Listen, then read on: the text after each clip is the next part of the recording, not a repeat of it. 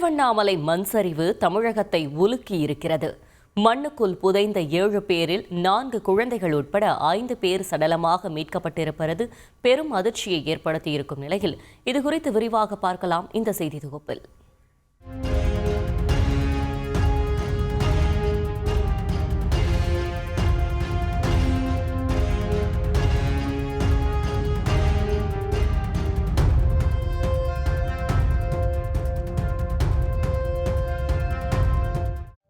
இன்னும் 10 நாட்களில் கார்த்திகை தீபத் திருவிழா நடைபெறவிருக்கும் திருவண்ணாமலையில்தான் இந்த கோரச் சம்பவம் அரங்கேறியிருக்கிறது.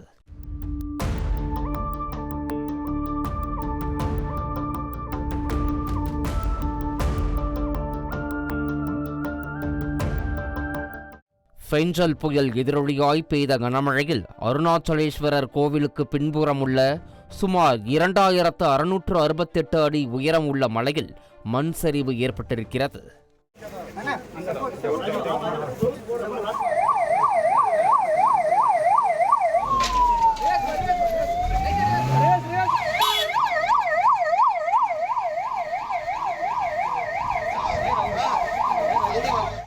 அண்ணாமலையார் கோவில் அருகில் உள்ள வஉசி நகரில் 2 முறை, செங்கம் சாலை, கிரிவலம் கூற்றோடு சாலை என மொத்தம் 4 முறை மண் சரிவு ஏற்பட்டு அப்பாவி மக்களின் உயிர்கள் பறிபோயிருப்பது தமிழகத்தை உலுக்கியிருக்கிறது. காதை கிழித்த மழையின் இரைச்சல் சத்தத்திற்கிடையே மலையில் இருந்து உருண்டு விழுந்த பாறைகளும் சரிந்த மணல்களும் அப்பகுதியை நிர்மூலமாக்கி உள்ளன. இதில் வீட்டிற்குள் இருந்த ஒரே குடும்பத்தைச் சேர்ந்த கணவன், மனைவி, அவர்களின் 2 பிள்ளைகள் என 4 இடிபாடுகளுக்குள் சிக்கி பின்னர் ஏற்பட்ட மண் சரிவில் மண்ணில் புதைந்தது மனதை பதற வைத்திருக்கிறது. சுமார் 5 குழந்தைகள் உட்பட 7 பேர் இடிபாடுகளுக்குள் சிக்கியது தெரியவர தேசிய பேரிடர் மீட்புப் படை சம்பவ இடத்திற்கு விரைந்தது. JCB உதவியுடன் சுமார் 20 மணி நேரத்திற்கும் மேலாக நடைபெற்ற மீட்பு பணியில் மண்ணை தோண்டியும் பாறைகளை அகற்றியும் பணியில் ஈடுபட்டிருந்த JCB ஒரு கட்டத்தில் மண்ணை அள்ளி கொட்டிய போது அதில் ஒரு உடல் சடலமாக வந்து விழுந்தது மனதை ரணமாக்கி கலங்கடித்தது.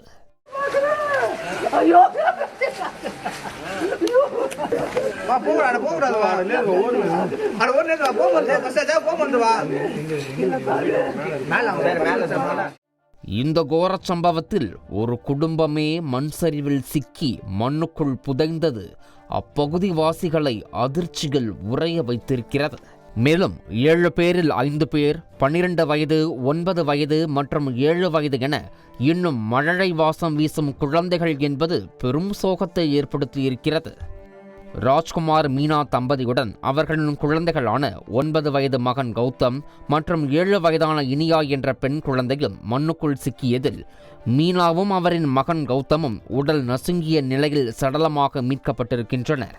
தொடர்ந்து 12 வயதான மகா, ரம்யா மற்றும் 14 வயதான வினோதினி ஆகிய குழந்தைகளும் சடலமாக மீட்கப்பட்டது ஒரு கட்டத்தில் மீட்பு படை வீரர்களையே கலங்கச் செய்த நிலையில் அனைத்து உடல்களும் ஆம்புலன்ஸ் மூலமாக மருத்துவமனைக்கு அனுப்பி வைக்கப்பட்டன.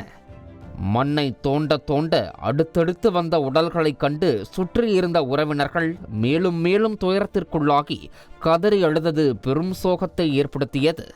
இந்நிலையில் ராஜ்குமாரையும் அவரின் மகள் இனியாவையும் மீட்பு குழுவினர் தொடர்ந்து தேடி வருகின்றனர்.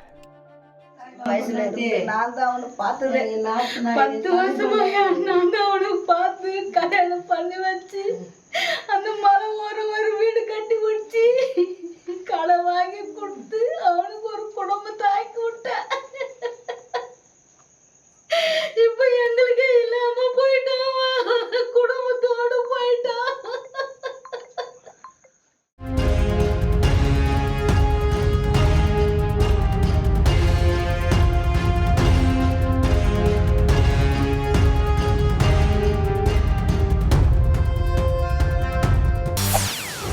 செய்திகளை உடனுக்குடன் தெரிந்து கொள்ள உடனே சப்ஸ்கிரைப் பண்ணுங்க.